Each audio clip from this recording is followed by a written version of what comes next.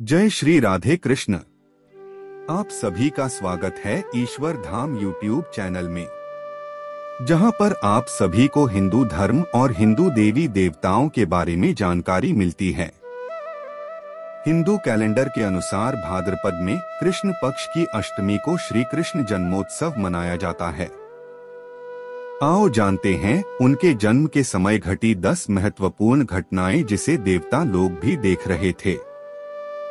8वें मनु वैवस्वत के मनवंतर के 28वें द्वापर में श्री कृष्ण विष्णु के 8वें अवतार थे। जब उनका जन्म हुआ तब भाद्रपद के कृष्ण पक्ष की रात्रि के 7 मुहूर्त निकल गए और 8वां उपस्थित हुआ। तभी आधी रात के समय सबसे शुभ लग्न में उन्होंने जन्म लिया। उस लग्न पर केवल शुभ ग्रहों की दृष्टि थी। तब रोहिणी नक्षत्र तथा अष्टमी तिथि के संयोग से जयंती नामक योग में उनका जन्म हुआ था। ज्योतिषियों के अनुसार रात 12 बजे उस वक्त शून्यकाल था। स्वयं भगवान विष्णु ने कारागार में प्रकट होकर देवकी और वसुदेव को दर्शन देकर उन्हें उनके पूर्वजन्म की तपस्या के बारे में बताया था और उसी के पुण्यफल हेतु पूर्वजन्म में ही उनके यहाँ 3 बार अवतार लेने का वचन भी दिया था।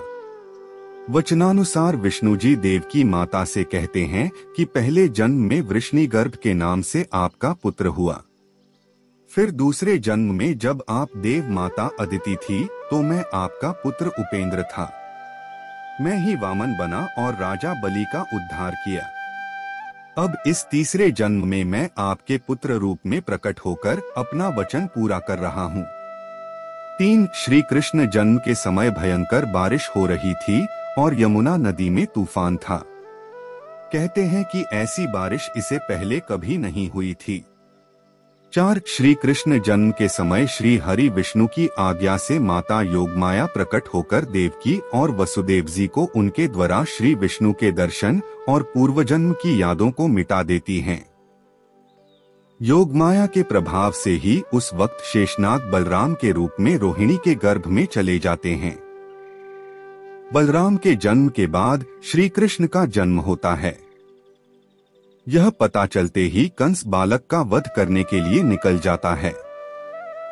5 श्री कृष्ण जन्म के बाद वसुदेव बालक को प्रणाम करते हैं और फिर योगमाया से कहते हैं कि परंतु देवी माता मैं जाऊंगा कैसे? मेरे हाथ में तो बेड़ियां पड़ी हैं और चारों ओर कंस के पहरेदार भी खड़े हैं। तब देवी माता कहती हैं कि तुम स्वतंत्र हो जाओगे। गोकुल जाकर तुम यशोदा के यहाँ इस बालक को रख आओ और वहाँ से अभी अभी जन्मी बालिका को उठाकर यहाँ लेकर आ जाओ। 6 योगमाया के प्रभाव से पहरेदारों को नींद आ जाती है। वसुदेव जी की बेड़ियां खुल जाती हैं और फिर वे बालक को उठाकर कारागार से बाहर निकल जाते हैं। बाहर आंधी और बारिश हो रही होती है। चलते चलते वे यमुना नदी के पास पहुंच जाते हैं। तट पर उन्हें एक सुपड़ा पड़ा नजर आता है जिसमें बालक रूप श्री कृष्ण को रखकर पैदल ही नदी पार करने लगते हैं। तेज बारिश और नदी की धार के बीच वे गले गले तक नदी में डूब जाते हैं। तभी शेषनाग बालकृष्ण के सहयोग के लिए प्रकट हो जाते हैं। साथ माता यमुना भी प्रकट होकर बालकृष्ण के चरण छूकर नीचे उतर जाती है और उनके लिए यमुना पार करने का मार्ग बना देती हैं। 8 वसुदेव जी रात्रि के अंधकार में बालकृष्ण को लेकर यशोदा मैया के कक्ष में पहुंच जाते हैं। द्वार अपने आप ही खुल जाते हैं। गहरी नींद में सोई यशोदा मैया के पास वह बालकृष्ण को सुलाकर वहां सोई हुई बालिका को ले जाते हैं। पुनः कारागार में जाकर वे बालिका को गहरी नींद में सोई देवकी के पास सुला देते हैं। तब योगमाया प्रकट होकर उनकी बेड़ियां फिर जस की तस कर देती हैं और कहती हैं कि हमारी माया से तुम्हें ये सब याद नहीं रहेगा। फिर वसुदेव जी भी सो जाते हैं। उधर योगाम्या के प्रभाव से ही यशोदा और उनके पति नंदराय यह समझते हैं कि यशोदा के यहाँ पुत्र का जन्म हुआ है। 9 कंस को पता चलता है कि देवकी ने फिर एक बच्चे को जन्म दिया है तो वह कारागार में उसका वध करने के लिए पहुंच जाता है। कारागार में पहुंचकर वह देवकी से पूछता है, क्या ये लड़की है? देवकी कहती है, हाँ भैया। तब वह कहता है, झूठ। इस बार लड़की कैसे हुई? आकाशवाणी झूठ नहीं हो सकती। उसने 8वें पुत्र की बात कही थी। फिर लड़की कैसे आ गई? अवश्य लड़का हुआ होगा। कहाँ छिपा दिया है तुमने? तब वसुदेव कहते हैं कि जब मेरी आंख खुली तो मैंने इसी बालिका को देखा। मैं सत्यवादी हूं, कभी झूठ नहीं बोलता। 10 कंस कहता है कि ये विष्णु की एक चाल है जिससे मेरी मति भ्रमित हो जाए। चाहे वह कुछ भी कर ले, लेकिन मुझे मेरे लक्ष्य से हटा नहीं सकता। चाहे किसी भी रूप में आ जाए, वह मेरे हाथों नहीं बच सकता।